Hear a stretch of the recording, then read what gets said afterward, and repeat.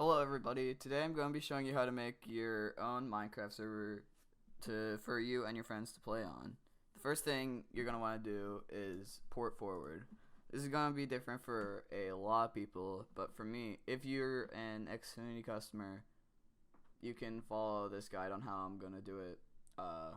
If you're another one, look up how to port forward. It should be relatively simple. So you're going to want to go to internet.xfinity.com and then wait for it to load.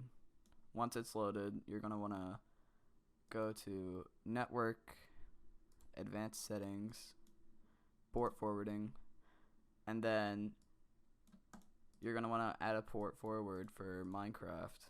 You're gonna want to select your desktop, manual setup, and then type in 25565. That's the port for Minecraft that allows your friends to connect to you. Yeah, once you do that, you click apply changes. I'm not going to do that since I've already done that. And once you do that, you're going to go to this link that's going to be in the description, and you're going to want to download your own Minecraft server. You're going to want to download that, and while you're at it, make a server folder by just name it whatever you want. I'm going to name it that. If it says this file type is going to harm your computer, don't worry about that. It's going to be fine. I've used this plenty of times in the past. Nothing's ever happened. Okay, so once that's downloaded, you're going to want to drag the server jar into your server folder. Now, once this is in, you're going to want to double click it. Wait for it to run, which is going to take a second. And while that's happening, we can create a bat file, a start.bat file that will allow us to start the server with however much RAM that we want to put on the server. So you're going to want to edit that into a bat.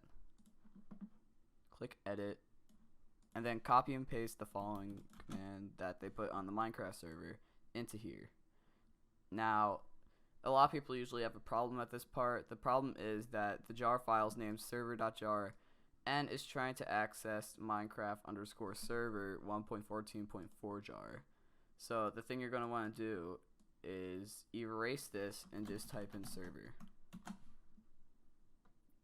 Now, once that's done, once you load up your server for the first time, an EULA thing is going to pop up right here. You're going to want to double click that, highlight over the false, and type it to true. I'm sure none of you read the EULA, but you could do that.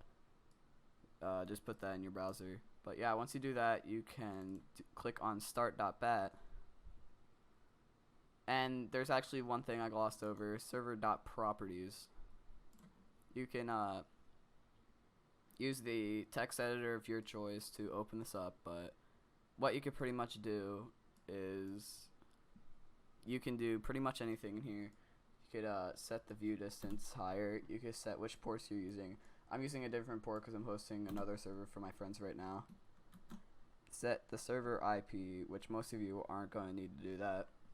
And you could change the game mode, which world the thing is using, and the spawn protection, and tick time, and the MOTD.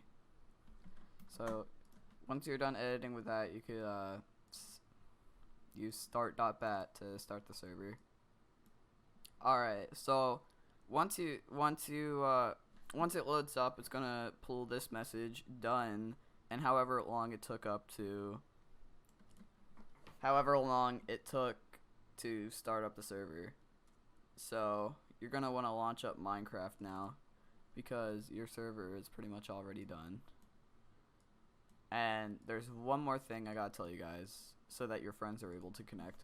You're gonna want to type in what is my IP to Google, and it will show your IP right near. I'm gonna blur this out since I don't want people DDoSing me, but that is what you're gonna want to give to your friends whenever you host your Minecraft server. So now that that's done, let me start up Minecraft. Alright, so now that your Minecraft is started up, you're gonna want to head over to CMD, open your CMD up, and type in ipconfig. Now look for the top one that you're using, your IPv4 address, and you're going to want to use direct connect and type in that.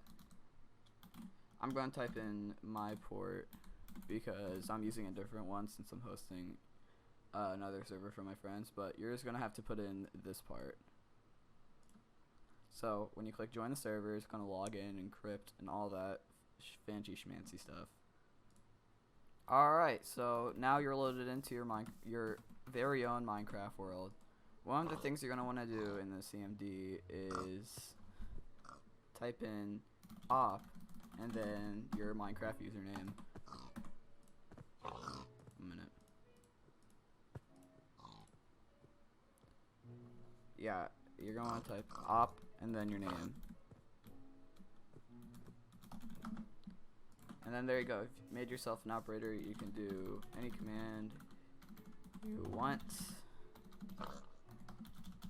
And there you go. You're done. You can invite your friends to play Minecraft on your own server, so you don't have to pay for any of them.